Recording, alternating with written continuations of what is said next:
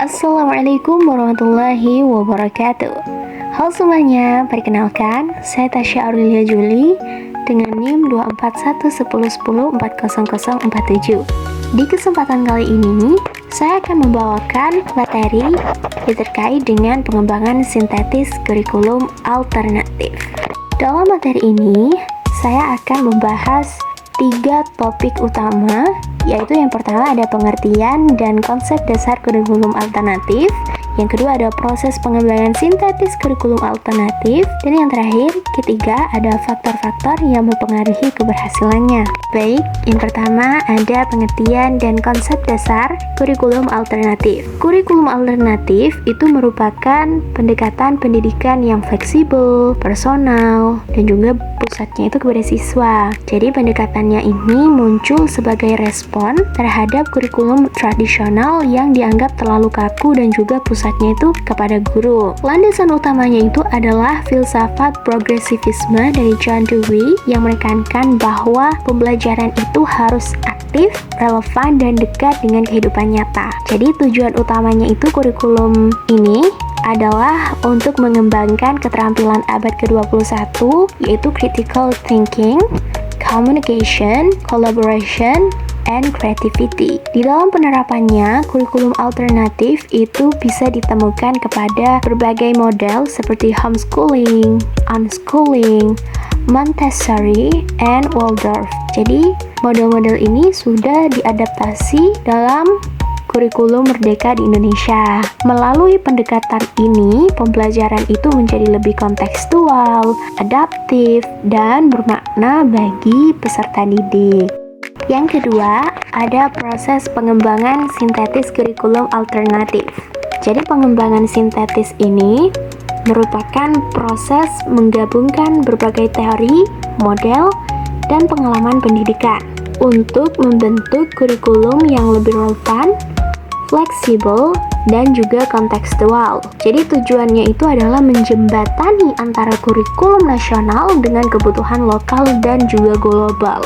Tahapan pengembangannya itu dimulai dari pertama, analisis kebutuhan peserta didik dan lingkungan belajar. Yang kedua, sintetis teori dan model kurikulum seperti Tyler, Tabah, dan Oliva.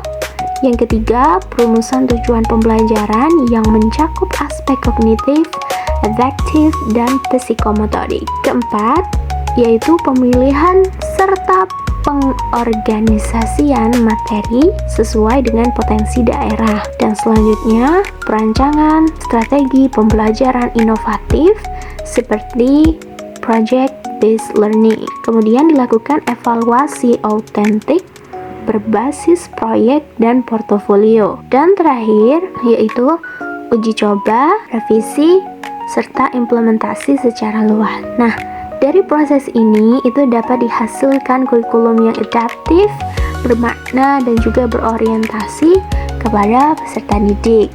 Oke, selanjutnya ada faktor-faktor yang mempengaruhi keberhasilan pengembangan sintetis kurikulum alternatif. Jadi dalam pengembangannya itu, kurikulum alternatif itu sangat dipengaruhi oleh berbagai aspek yang saling berkaitan. Faktor-faktor utamanya itu meliputi yang pertama, ada perguruan tinggi. Perguruan tinggi ini berperan dalam penelitian dan juga pengembangan teori kurikulum. Kalau kedua, ada masyarakat yang menentukan relevansi kurikulum dengan kebutuhan sosial dan dunia kerja. Ketiga, ada nilai-nilai sosial dan juga budaya yang menjadi dasar pembentukan karakter peserta didik. Keempat, ada filsafat pendidikan seperti progresivisme dan rekonstruksivisme yang memberi arah pemikiran. Kelima, ada faktor psikologis yang mencakup psikologi perkembangan dan belajar. Keenam, ada politik dan juga kebijakan pendidikan yang dapat mempengaruhi isi serta arah kurikulum. Selanjutnya, ada pembangunan nasional dan juga globalisasi.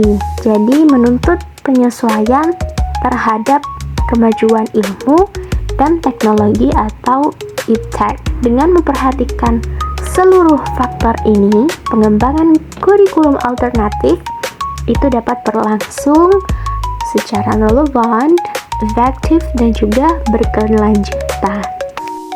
Jadi, kesimpulannya, kurikulum alternatif itu hadir sebagai jawaban atas keterbatasan kurikulum tradisional yang kurang fleksibel dan tidak berpusat kepada siswa. Dengan landasan progresivisme, kurikulum ini menekankan kreativitas, fleksibilitas, dan juga keberpusatan pada peserta didik.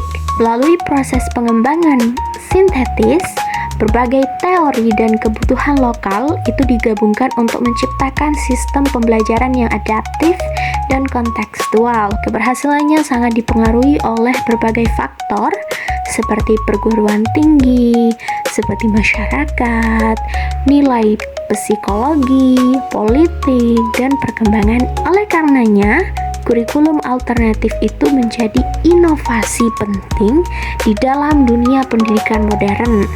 Karena apa? Karena mampu mewujudkan pembelajaran yang bermakna, yang relevan, dan sesuai dengan kebutuhan zaman.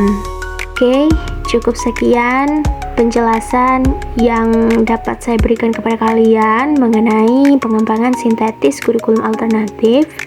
Semoga penjelasan yang saya berikan dapat menambah pemahaman kalian tentang pentingnya kurikulum yang fleksibel dan berpusat kepada siswa. Terima kasih atas perhatian teman-teman dan kalian semua yang siapapun itu menonton video ini. Wassalamualaikum warahmatullahi wabarakatuh.